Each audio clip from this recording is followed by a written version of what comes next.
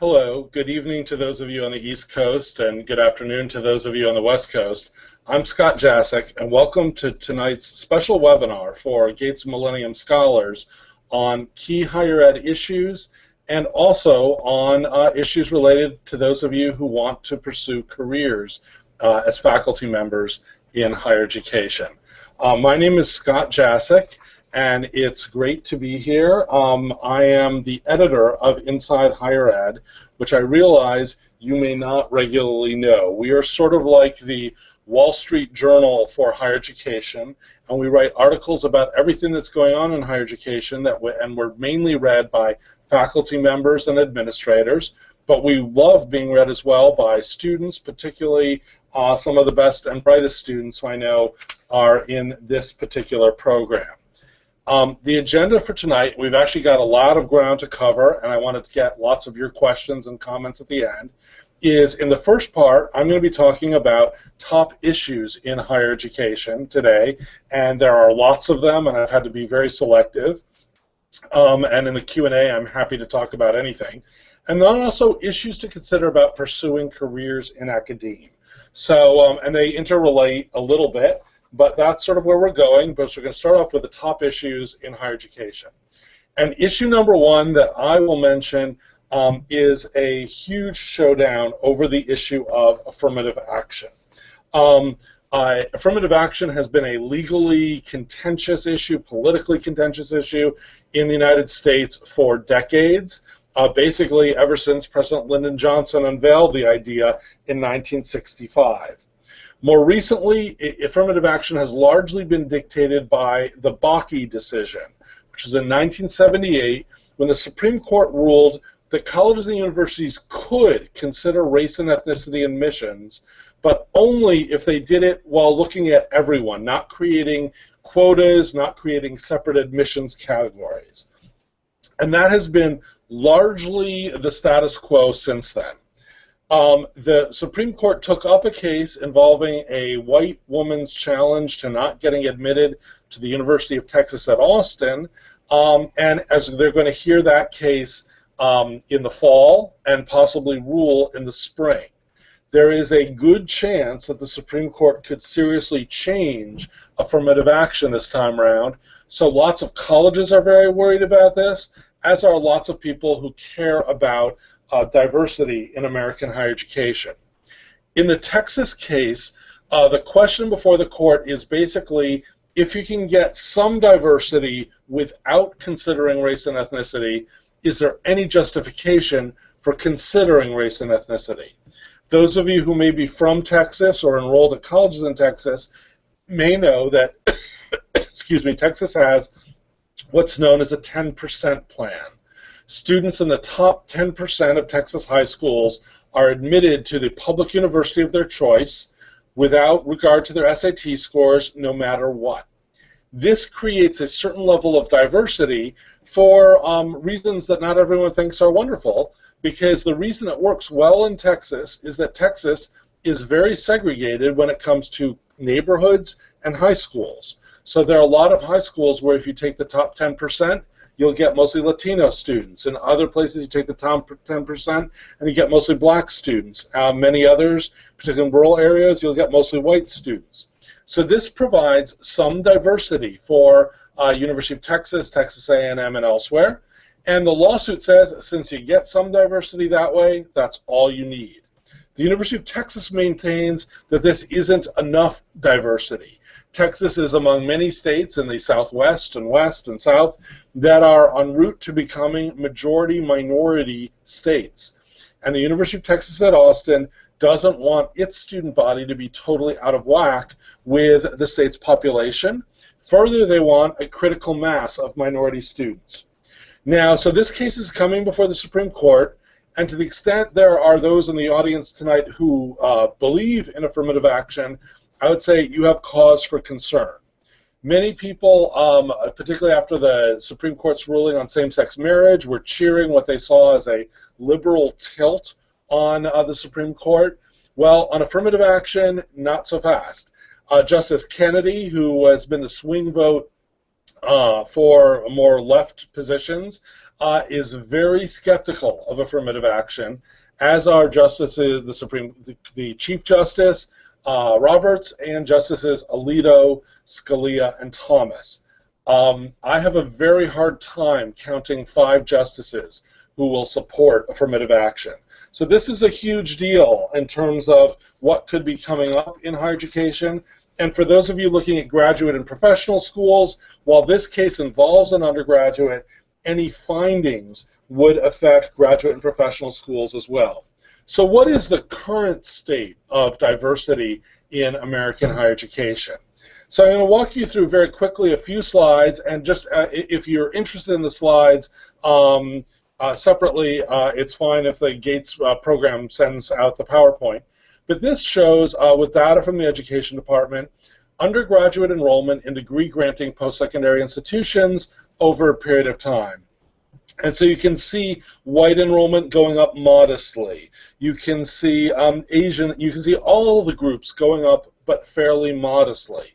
But I would argue that looking at the total numbers alone may not give you a full picture of what's really going on in American higher education.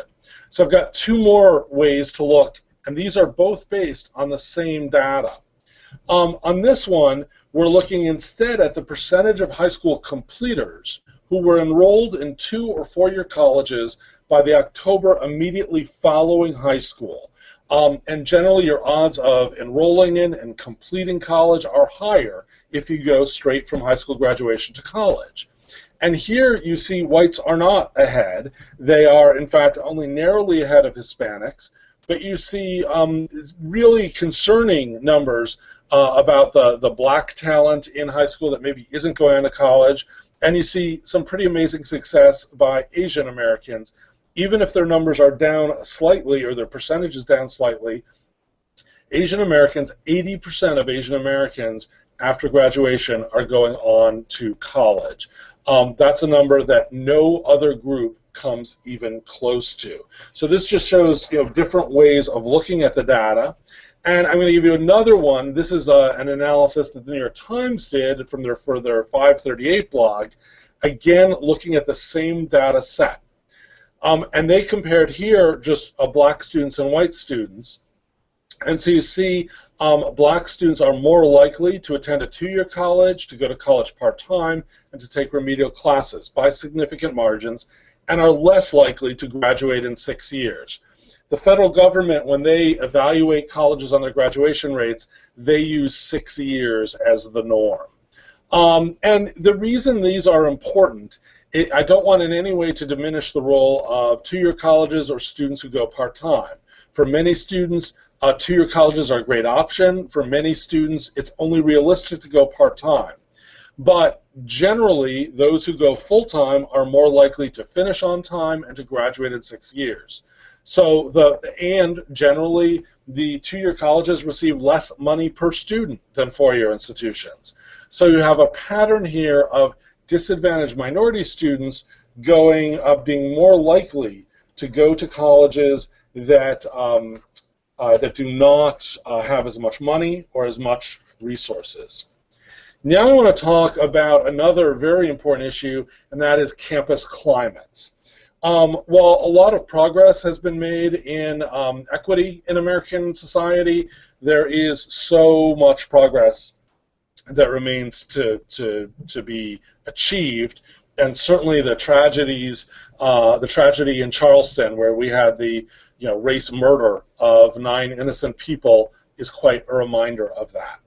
And some people like to think of higher education as perhaps isolated from these problems, and I'm sad to report, as somebody who tracks this stuff every day, but you all are on campus and you probably see this as well, campus climate is not great on issues of race and ethnicity. And the illustrations on this page start on the top left with the largest image, is of a video made by black male students at UCLA. And it made this video that prompted a huge campus discussion because they basically talked about how isolated they feel, how people assume they're athletes when they're not, how people assume they got in because of affirmative action when California doesn't even have affirmative action, and just how difficult and challenging it is to be a black male at UCLA. Then to the right of that, the building in the top right is Tillman Hall at Clemson University, where there have been a series of fights over it. Benjamin Tillman, for whom that building is named, was a Reconstruction-era white racist politician who was known for participating in violence against black leaders and boasting about it. He had no shame about what he was doing. He was also a powerful state legislator in South Carolina. Tillman Hall, which is the main administration building at South Carolina, is named for him. And students and faculty members have been arguing to change the name, and thus far without success, with the board of Clemson saying the name is just fine as is. Below right is a very disturbing photo of a black student at the University of Virginia after he was detained, and as you can see from the picture, more than detained by state police after they stopped him in Charlottesville from entering a bar. And this is a great illustration of the off-campus security issues that many minority students face, where the same issues that we hear about in communities of racial profiling, of people making assumptions, of people not necessarily asking questions before taking action, are grave concern to many minority students and to their colleges and universities. To the left of that, the three students with signs, it's protests at Colgate University, where people were, there were a series of racial incidents.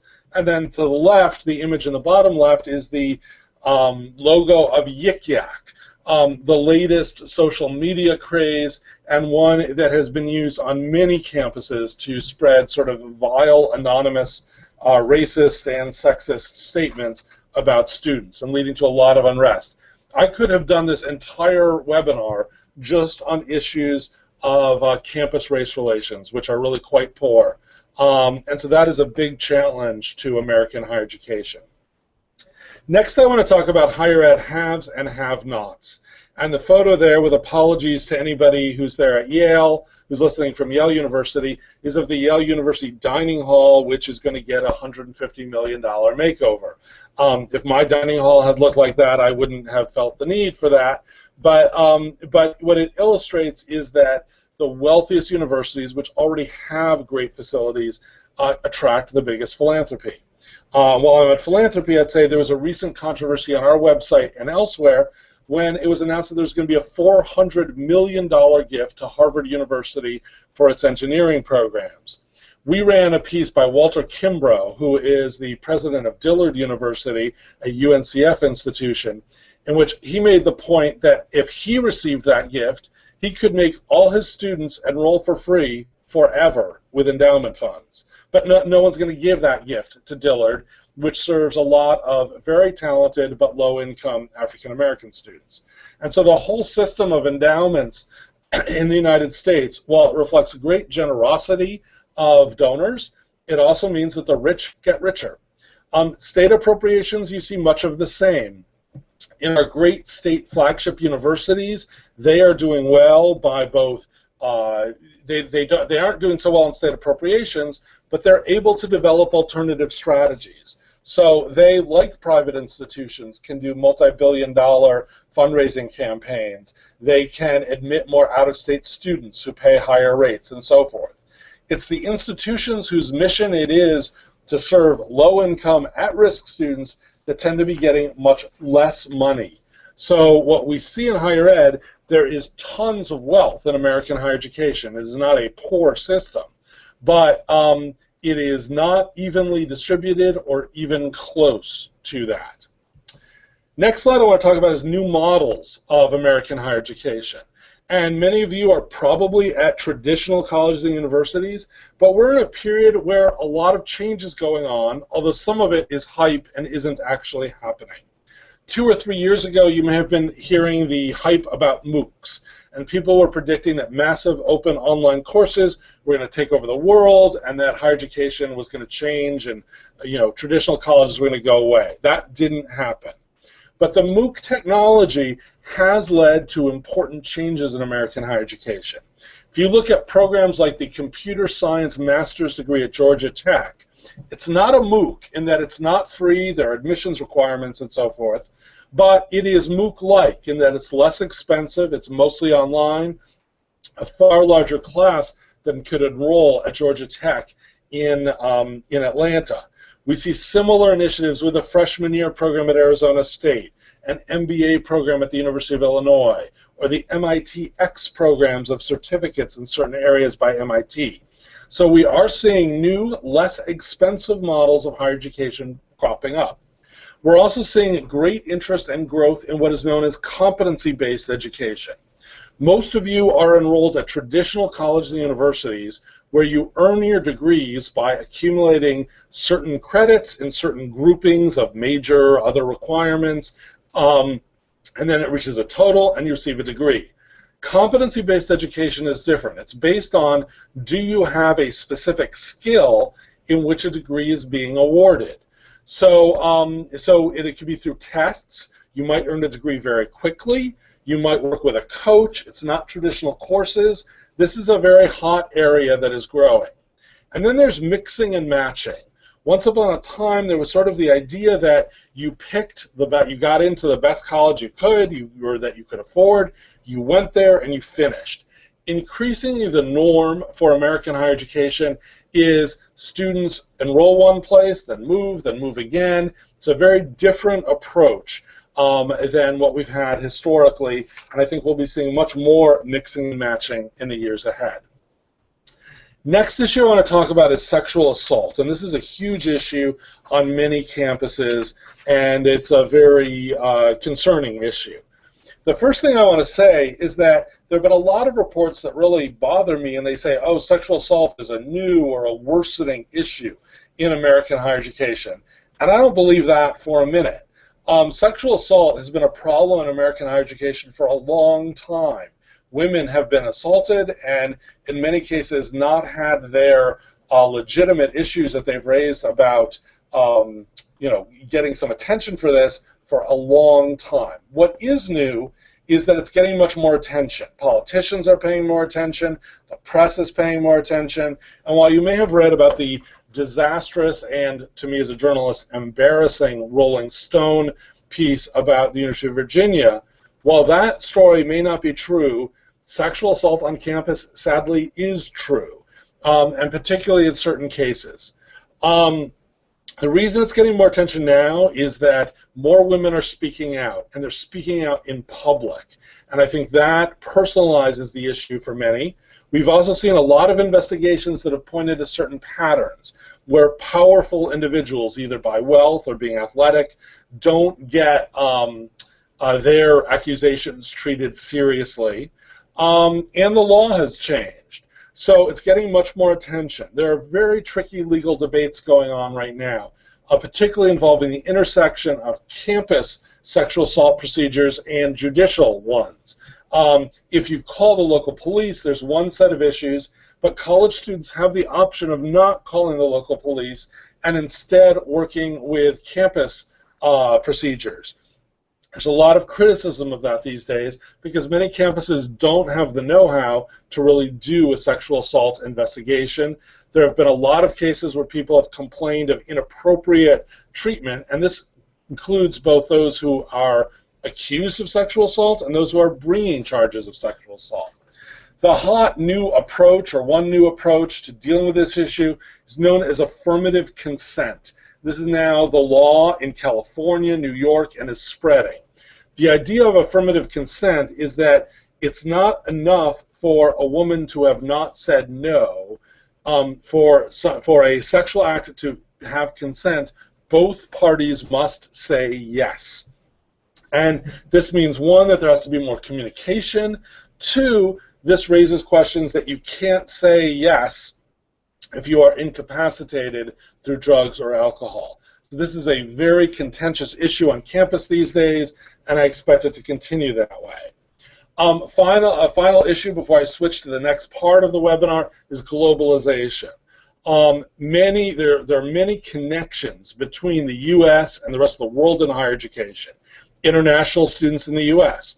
Many top universities now aspire to have 10% from outside the United States. Now, historically, from World War II on, American colleges and universities had large populations of international graduate students. What's new now is a push to have more undergraduates. And then there are U.S. campuses abroad and the impact of global crises on U.S. higher ed. The photo on this page is of the American College of Greece, which is in Athens, which has been in the news this week as their country is going through economic turmoil.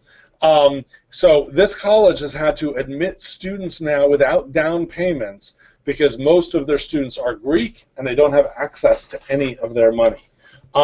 When something happens in the world these days, it almost always is the case that U.S. colleges and universities are affected. Now I want to turn to the question for those of you who want to be an academic and go to graduate school if you're not already there to become an academic, some quick thoughts on that. And my photo here is of the Professor Kingsfield from the movie and novel The Paper Chase. And I would say he is the epitome of the old school professor.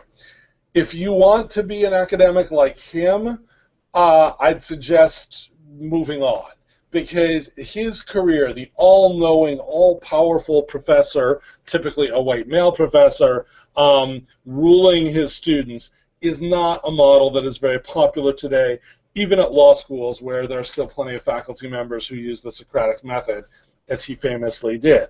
It's a new world, and I want to talk briefly about that. Now, I want to say here, lots of people talk about, and you can see this blog below, 100 Reasons Not to Go to Graduate School. And I worry that some talks about this issue can be very discouraging. And I guess I'd want to say is that, I know how competitive the Gates Scholars Program is, so I know I am speaking to a group of incredibly talented people and a diverse group of people. A lot of people need you in American higher education. So if you feel the calling, I'm not saying not to do it. My theme in the next few slides is to do so with open eyes so you know what you're getting to. So if you are considering graduate programs, and here I'm talking about a PhD to prepare for a career in academia, some things to look at are time to degree. This varies by discipline and institution, but something you need to check on significantly is this a 5-year PhD or a 10-year PhD? And what you want to be asking graduate programs that you're talking to isn't what the official line is. You want to say, of those who earned their PhDs in the past few years, how many years did it take them to get one? Many places where the official line is 5 or 6 years are still graduating people who take 8 to 10 years. That leads to financing. Generally, I would advise you to go to PhD programs that give you full financing, but full financing that covers all the time you need to get to the degree. So if the norm at University of X that you're looking at is that it takes people 7 years to earn the PhD, you make sure you have 7 years of financing. Now, a lot of people point out, and this is true, that you can earn a PhD and do other things, and that's great if that's what you want to do. But a PhD is enormously time-consuming, and it's expensive in life choices and so forth. So you want to make sure that it all fits for you. Some brief things about the academic job market, and here I'm forced to oversimplify, so if you go on our website and search, you'll find lots of stories on these. Overall, the job market remains tight. A lot of colleges and universities in the great economic downturn that started in 2008 reduced their tenure track hiring. Instead, they hired more adjuncts. These are people who are off the tenure track, frequently paid course by course, lower pay, lower or few benefits. So overall, you would be entering a tight academic job market. Now, that varies a lot by discipline. So if you are a nursing PhD, if you're an econ PhD, or certain kinds of biology PhD, you might be in great shape. If you're an English or history PhD, you likely have a more difficult time.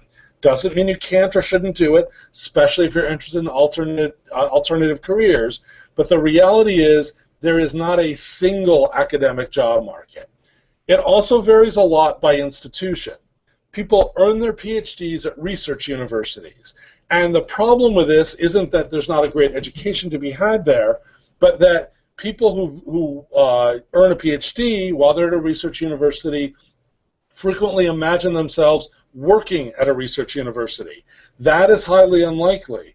Much more likely to get a job at, say, at a community college. Now, community college jobs are less prestigious than research universities, but they're actually hiring. A lot of them have had growth in recent years.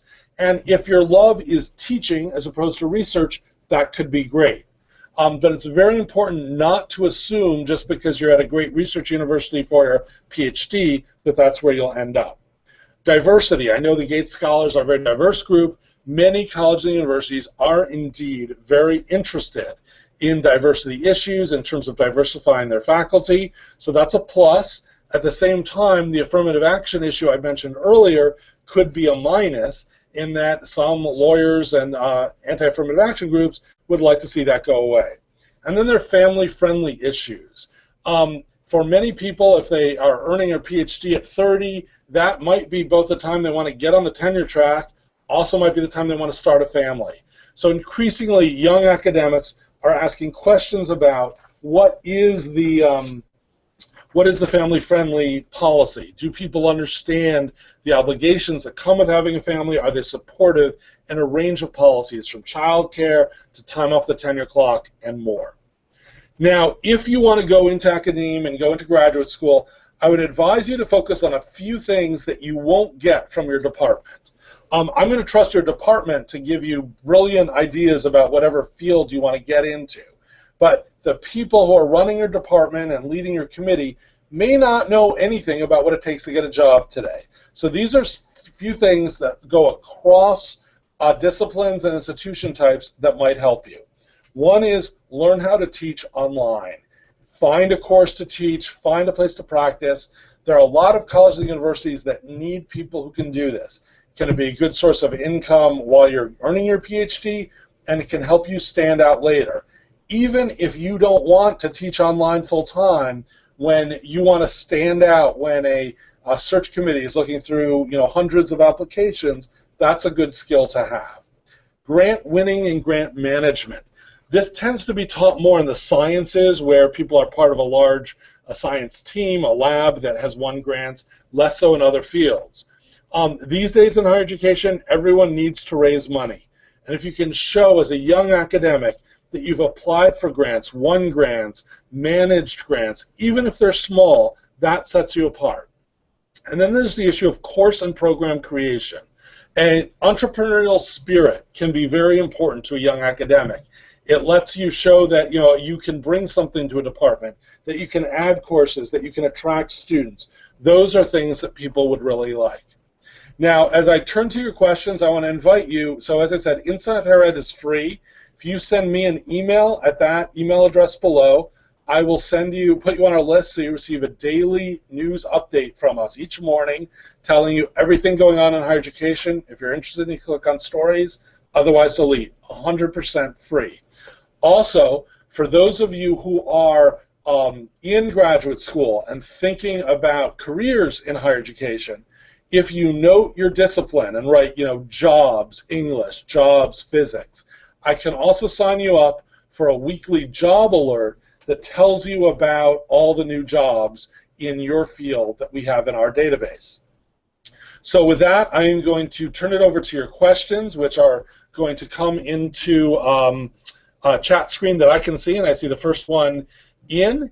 And so please send more. Let me just grab a quick sip of water, and then I'll tackle the question.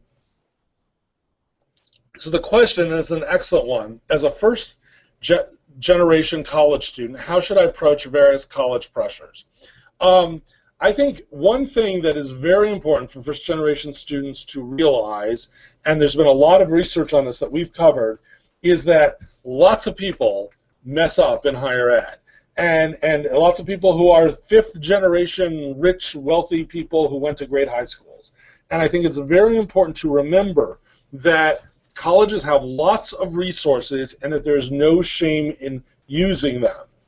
Many colleges report, in fact, that the students who are sort of most deserving, the first generation students, are sometimes reluctant to use. So first is there should be no stigma in using any resource at your college, and if you don't see the resource that you need, you should feel very comfortable asking for it. Go to your academic advisor, go to the student affairs office, say, I need X. Colleges, I think, very much are, at some colleges, there are a lot of really good people who reach out and look for people who may need a little extra help. At other institutions, I think it's the squeaky wheel gets the grease. So you need to be very assertive about your plans. And feel free to post a follow-up if I didn't provide enough help there. Here's another good question. As an incoming freshman, what are some resources I should tap to ensure I graduate? Okay, so the first thing you do is you focus on academic advising. Academic advising varies from college to college, so there's not one model, but you need to find out what is the model at your college. Do you have an individual advisor? Is there an office? And you need to go there. Too many freshmen view academic advising as like a check. I need to get, somebody to approve my schedule. You need to go and talk and go and describe your academic interests, your career interests, your grad school interests. And don't worry if you don't have it all figured out, but go in there with choices. Don't just go in there and say, I want to take these 4 things. Go in and say, I'm thinking of taking these, and here's why. A good advisor should ask questions to help you figure out whether or not those are good choices. The other thing to do, though, is to get help from your advisor on the specific requirements for degrees and for your major. You read a lot about people who take longer than 4 years to graduate, which can be expensive and frustrating. Many times it's because they didn't think through their options at the beginning. So if you know you want to be a major in a certain field, if you know you want to be pre-med, for instance, which isn't a major, but which has lots of requirements, you need to start very early at figuring out how you're going to fulfill all of those. So advising, organizing, and then whatever is particular to your needs. Here's another good question. When should I start preparing for grad school? So the first thing I would say is you shouldn't feel too much pressure as a freshman. I don't know what year this question comes from. You need to figure out what you want to do. And so I know many people who went straight from undergrad to grad and were sort of disappointed by it and needed time off. So you need to figure out, are you sure this is something you want?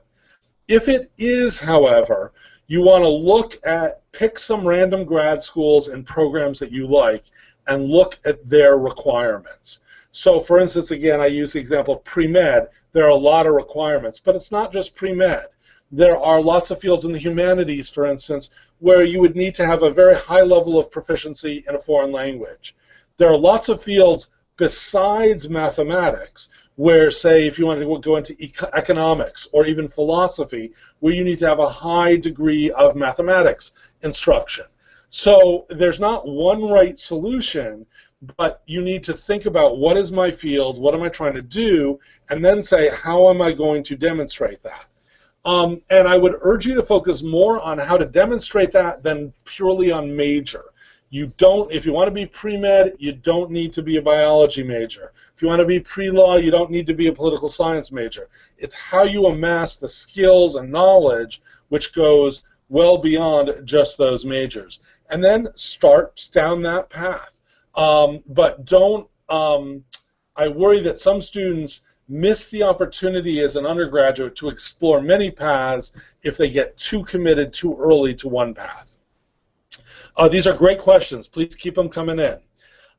If I want to switch grad programs while in grad school, for example, from a hard science to an MBA, what are the challenges? Does it look bad on my part? So first of all, I wouldn't necessarily say it looks bad. I would look for a way to promote it. So for instance, if you have science and business and combine that, that can be a really good combination. and make you very desirable to both to academe or to, say, a pharmaceutical company or a technology company. So don't view that as a bad thing. But it probably means, in most cases, if you're not in a formal joint program, it may well mean that you have 2 more years to earn an MBA. There are a few MBA programs that are shorter than 2 years, but that's not normal. So I think the main thing is, don't worry, if that's where your heart and mind are leading you, don't worry about looking bad. Worry about how do you tell this story. And now, if you want to be an MBA and you want nothing to do with your science background, well, then you just play that down. I don't think there is any shame in saying, I pursued X and then I changed my mind and did Y. Now, that's a problem, I suppose, if you've been studying hard science for 30 years and then get an MBA, but I'm assuming that this audience is much younger than I am, so I'm not worried about that. Another question. As a student interested in higher ed access and reform, what is the greatest way to make an impact? Teaching, policy making, other? And I would say all of the above. Higher education is hugely important to American society. I probably don't need to tell you that, since you are people who are enrolled in some of the best colleges and universities in the country. It really matters, and yet our society is very unequal. Now, I think many people, it sort of depends what your calling is. Many people can do amazing things by being a teacher. They may not be famous in doing so, but so many of us, certainly it was the case for me, and I suspect for many of you, had professors who made a big impact on them and who got them excited about fields and disciplines. That's a beautiful thing. And in terms of access, to be such a professor who is on the lookout for those who might not have had every advantage, for those who have real talent but don't know maybe the rules of the game, so to say, that can be a great thing. Policy making also really needs you. And so if you are more on the political science or policy side of things, there's a great need for ideas. And the thing is, new ideas can take off. If you look, for instance, President Obama proposed a few months ago free community college. He was supposedly a lame duck facing a hostile Congress, and he came up with this totally new idea. Now, Congress hasn't done it, but a bunch of states have started experiments. That comes from people having ideas. Not all ideas are good, not all ideas will work, not all ideas will be adopted by the President of the United States. But in the policy-making area, I'd say background in both higher ed, studying higher ed, and public policy would be good. Another question, who should we ask for advice if we're thinking about higher ed versus primary ed, and I assume you mean K-12, in terms of careers? They are very different choices. The good news is there's great need in both, and a talented student can make a great difference in the same ways that I was talking about in a high school or elementary school. These days, I will be honest, there are a lot of school districts that aren't treating their teachers that well in terms of pay, benefits, respect, facilities. We badly need more talent in our schools, and particularly our urban schools. But unfortunately, I think it needs a certain kind of person with a certain wherewithal to put up with, pardon my language, the crap. And so you need to figure out if you are such a person. But there is, take some education courses, see if you can do some student teaching in a primary school, and then also think about being a TA in college. See what makes sense for you. It's not a matter of being smarter or not. I think there are some of the smartest people in the world are in K-12, and there are some people in higher ed who can't, could never handle that. So it's a matter of what's right for you personally. Treat your undergrad years as a time to explore. Another question. Some say it's better to wait on grad school, work a few years first. What's your opinion, especially when GMS provides funding for it? Okay, so funding is key, and to the extent you can get a graduate education without paying for it, that is a highly desirable thing and something to take very seriously as an opportunity. We hear all the time these days about new graduates, both undergraduate and graduate school, who have been really hurt by great debt that they've had to take on. So somebody in Gates Millennial Scholars, you've got an advantage, frankly, that others don't, and that might tip slightly in the grad school direction. At the same time, as I said earlier, going to grad school is tough. Your friends from undergrad may be out in, quote, real jobs, earning salaries that are larger, sort of settling down in a community. Graduate school student life may mean you're moving around and still living in a group house. There's no shame in that, but you need to figure out if that's what you want. The most important thing, though, is particularly if you're going to pursue a PhD or a long-term program, is do you have the passion for it? Earning a PhD requires not just brains, but passion, because you're going to have good times and bad times getting there. And so you need to really ask yourself questions. Am I going to be excited about this project? Am I going to be excited about this career path, not just for the next semester or so, but for the next 4, 6, 8 years? That's a personal question, and I can't give you a right or a wrong answer, but I encourage you to really step back and think about it, not just rotely go to the next step, even if money is available, but it's great that you do have money available. So now we have somebody who is probably through graduate school who asks, I accepted a faculty position without negotiating, and now I feel stuck. What should I do? If I could do the process over again, what should I have done? Great question. So one is, I would generally try to do some negotiating for those of you who make it through and do this at the point of hire. This varies by colleges and universities based on how much money they have, based on whether they're a unionized campus or not. They have norms, but in many cases it is almost expected that you'll do a little negotiating. Now, we wrote about a case last year that got a lot of attention where a woman had too long a list of demands and the college withdrew the offer. That's what people fear. Now, I think modest demands will never result in that. What I would do always, and even for this person in future positions, is you need to do your homework before you do the negotiating.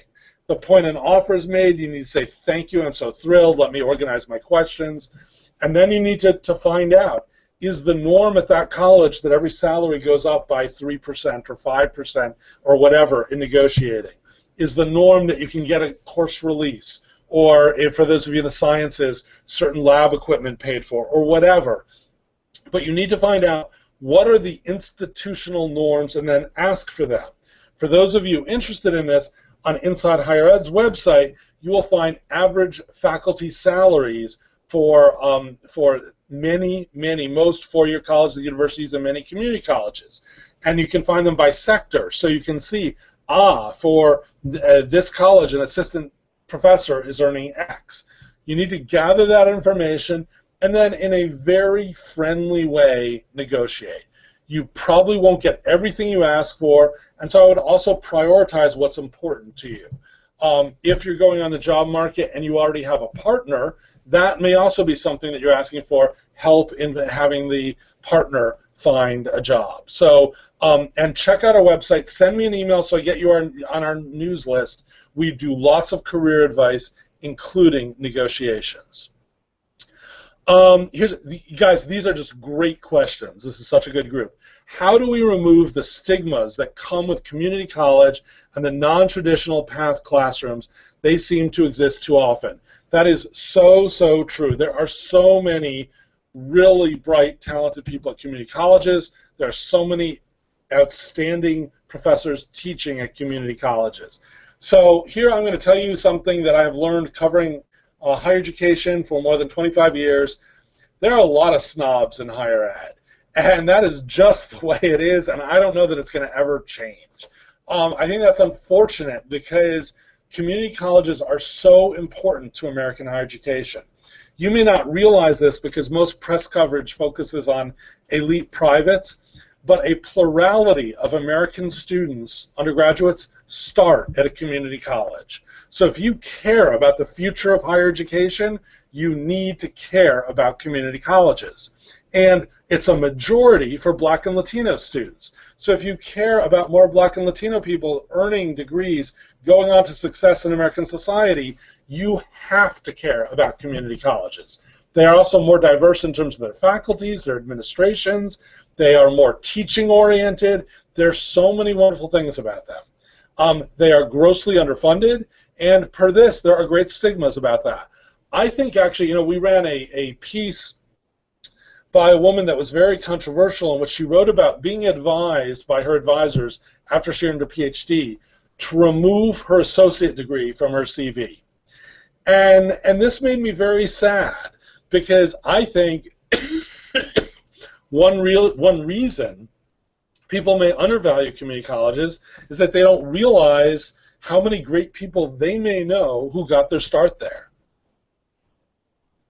Then there's another question, and this is one that we've done several articles on. So again, this person who's asking about this, please be sure to send me your email so I can sign you up. My advisor never seems to have enough time for me. Should I find another advisor? How do I find one without burning this bridge? That is a very, very tricky question. And so I don't know enough details, but I'll tell you some of the things to consider. One is how far along you are. Frequently, a new advisor means lost time. If your degree is within sight, I might advise you to lean into sticking it out somehow, demanding more time, pushing. If, however, you're very early in your career, that is a better time to do it. And I think the way to do it, the fear of burning bridges is real, and I think if you can come up with a reason that doesn't reflect poorly on your current advisor, you're better off.